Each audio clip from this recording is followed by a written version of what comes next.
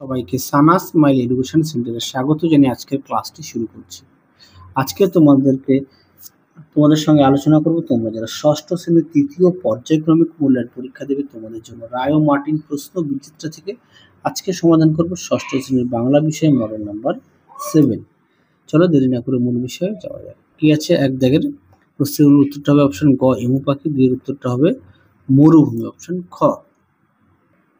পরবর্তী দেখো তিন দাগের প্রশ্নের উত্তরটা হবে অপশন ঘ চাষবাস, চারের উত্তরটা লিখবে হপ্তা পাঁচেক বয়সে, পাঁচ দাগের প্রশ্নের উত্তরটা লিখবে 300 কোটি অপশন ঘ, ছয়ের উত্তরটা লিখবে রবিন অপশন ক, সাতের উত্তরটা লিখবে হিন্দু মুসলমান অপশন গ, আটের উত্তরটা লিখবে শ্যামল ধরনী অপশন ঘ, নয়ের উত্তরটা লিখবে প্রশ্নসূচক অপশন ক।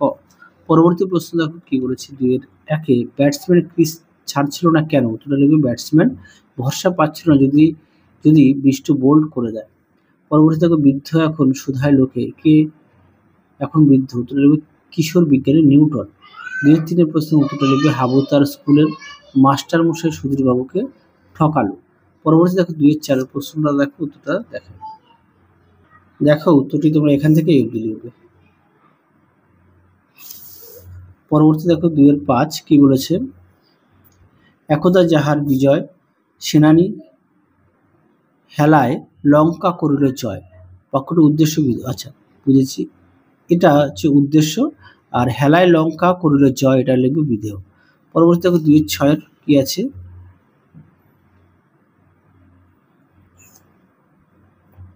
আচ্ছা দুইয়ের ছয় দাগের প্রশ্ন উত্তরটা তোমরা একটু দেখে নিও। দুইয়ের সাত দাগে কি আছে, আমি কে? এখানে হবে লেখক ধনগোপাল মুখোপাধ্যায়। আচ্ছা শেখাতে লাগলো, উত্তরটা লিখবে চিত্রগ্রীব নামক পায়রাটিকে ওড়াবার শিক্ষা। পরবর্তী দেখো এখানে সন্ধি বিচ্ছেদ দেওয়া আছে, উত্তরটা লিখবে পরীক্ষা পরিযুক্ত ইচ্ছা। পরবর্তী দেখো দুইয়ের নয় প্রশ্নটা দেখো, আমাদের উত্তরটা দেখায়।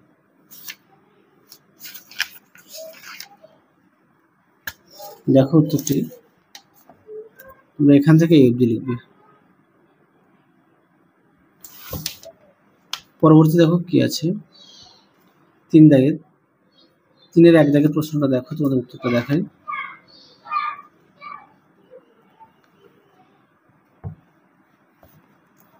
এখান থেকে এই পর্যন্ত লিখবে, এখান থেকে এই পর্যন্ত উত্তরটা লিখবে।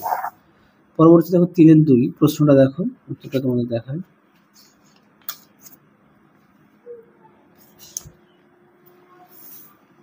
দেখো এখান থেকে লিখবে উত্তরটি, এখান থেকে এই পর্যন্ত লিখবে। পরবর্তী দেখো কি আছে, তিনের তিন প্রশ্নটা দেখো, উত্তরটা দেখাই। আচ্ছা এখানে বলেছে যতীন দাসের পিতা কত সালে কেন সরকারি চাকরিতে ইস্তফা দিতে মনস্থির করেন? উত্তরটা 1901 সালে। হ্যাঁ উত্তরটা আমি বলে দিই 1901 সালে। আর বিস্তারিত আর একটু দেখিয়ে দিই, 1905। দেখো উত্তরটি তোমরা এখান থেকে এই অবধি লিখবে।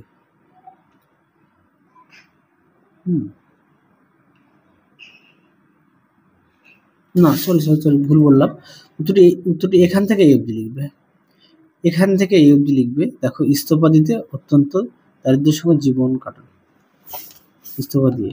পরবর্তী দেখো তিনের চারের প্রশ্নটা দেখো, উত্তরটা তোমাদের দেখায়।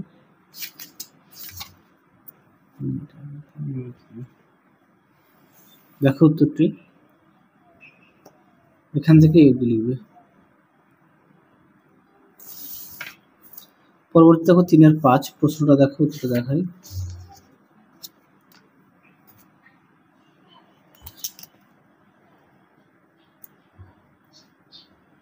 এই প্রশ্নের উত্তরটা তোমরা একটু দেখে নিও। হ্যাঁ পরবর্তী দেখো বাবুই পাখি বাসার থেকে কবি কেমন চিঠি পেলেন? দেখো প্রশ্ন উত্তর,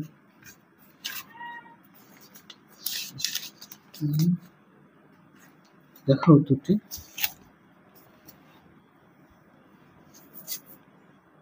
এখান থেকে অবধি লিখবে। পরবর্তী দেখো কি আছে, খোকা ভাইয়ের চিঠি প্রাপ্তির অনুভূতি কবির কাছে কেমন? দেখো উত্তরটি এখান থেকে অবধি লিখবে। পরবর্তী দেখো চারের এক বন মানুষ জাতীয় দুটি পশুর নাম তোমার পাঠ্য রচনা থেকে উল্লেখ করো। লিখবে শিম্পাঞ্জি আর ওরাং ওটাং। ওরাং ওটাং পরটা দেখো এদের ভাষা নিয়ে কোন সাহেবের গবেষণা করেছেন? উত্তর লিখবে কাস্টম সাহেব। পরটা দেখো কি বলেছে, এখানে বলেছে একটা পার্থক্য দেখিয়েছেন। দেখো উত্তরটি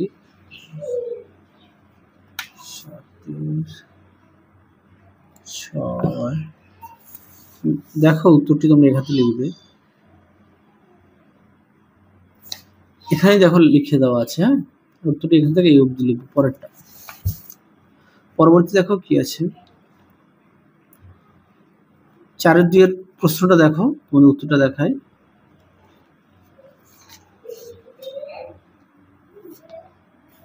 তোমরা এই প্রশ্ন উত্তরটি পড়ে নিয়ে লিখবে, এর মধ্যে থেকে বিস্তারিত উত্তরটা পেয়ে যাবে। একটু পড়ে নিয়ে লিখবে।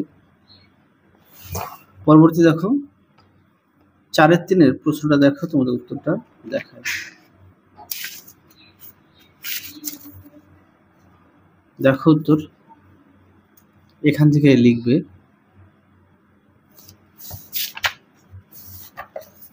দেখে নাও, তোমরা একটু পড়ে নিজের মতো করে লিখবে। পরবর্তী দেখো 4-4 প্রশ্নটা দেখো, যে কে কোথায় শেখাতেন।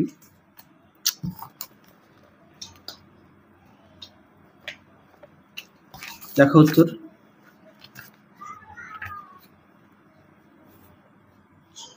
দেখো উত্তর এখান থেকে লিখবে, এই অবধি লিখবে।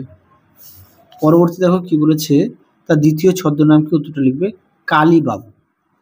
পরবর্তী দেখো যে ব্রিটিশ শাসকরা কোন আইন প্রয়োগ করে, কেন তাকে আটকে রাখতে সচেষ্ট হন? দেখো প্রশ্নের উত্তরটি,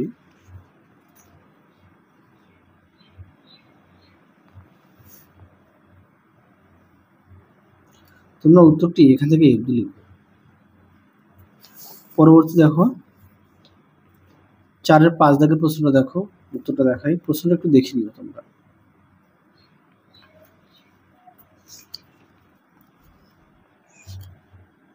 দেখো উত্তর,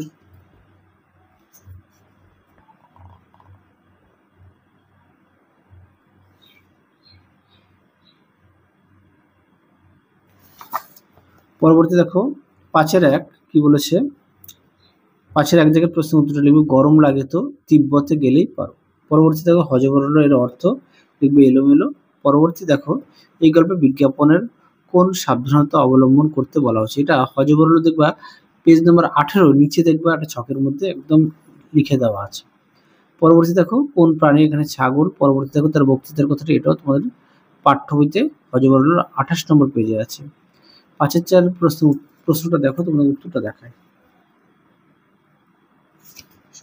26 তোমরা এই 25 জায়গায় 26 জায়গার উত্তরটা লিখে দেবে। পরবর্তী দেখো কি বলেছে, একটি নিচে অনুচ্ছেদ দেওয়া আছে, একটুখানি দেখে নাও।